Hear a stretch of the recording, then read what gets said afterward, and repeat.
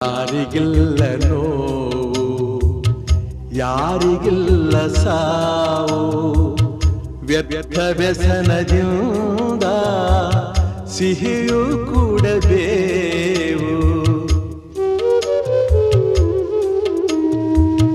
ಬಾಳುವೊಂದು ಸಂತೆ, ಸಂತೆ ತುಂಬ ಚಿಂತೆ, ಮಧ್ಯಮದಗಳಿಂದ